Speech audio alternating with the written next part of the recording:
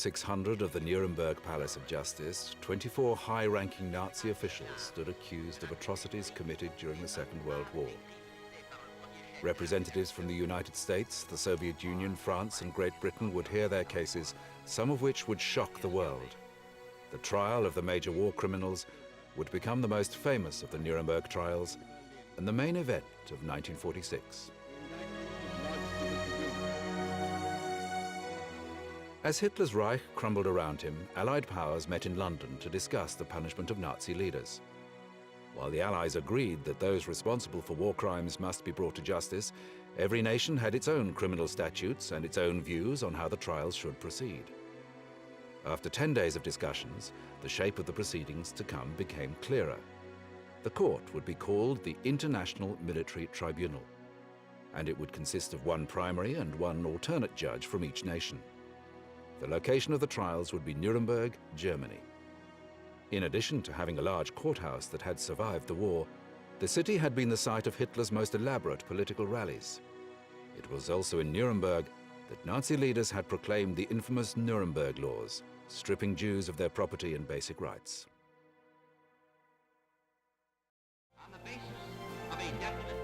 The trial began with the reading of the indictments, which concerned 4 charges: conspiracy to wage aggressive war, which addressed crimes committed before the war began; waging an aggressive war, which involved the violation of international treaties; war crimes, which included the mistreatment of prisoners of war; and crimes against humanity, which included the mass murder of Jews in concentration camps, the so-called final solution.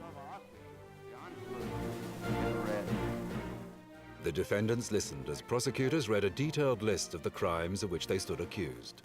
Lord Justice Geoffrey Lawrence, the British member, presided over the proceedings while a team of translators provided simultaneous translations in 4 languages: English, French, German, and Russian.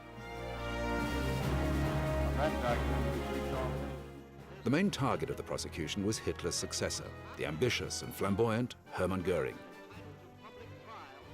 When it came to his cross-examination, Göring prepared carefully. His clever responses frustrated the American chief prosecutor, Robert Jackson. Göring evaded no questions and offered no apologies.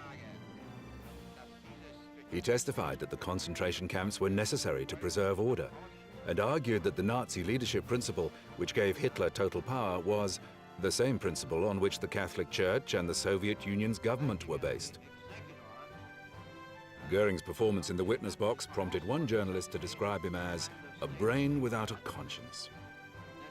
The marathon trial lasted 218 days. In that time, 240 witnesses were questioned, and large amounts of photographs, films, and statements were produced as evidence. On October 1st, 1946, 10 months after the trial had commenced, the verdict was handed down. 12 of the Nazi leaders, including Hermann Göring, were sentenced to death by hanging. 7 others were sentenced to prison terms ranging from 10 years to life, and 3 were acquitted. On the eve of his scheduled execution, Göring took a cyanide capsule and died in his prison cell. His suicide note stated that he had no objection to being shot, but he refused to be hanged. Trials of Germans, including medical doctors, legal practitioners, the SS, and high-ranking government officials, continued in Nuremberg for 2 more years. However, the International Military Tribunal had done its job. For the first time in history, an international tribunal had passed a verdict on crimes against international criminal law. The Nuremberg trials had brought those responsible for the horrors of the Second World War to justice. Although the trials did not prevent future wars of aggression or crimes against humanity, the main event of 1946 paved the way for international justice and enabled Europe to move towards peace and democracy.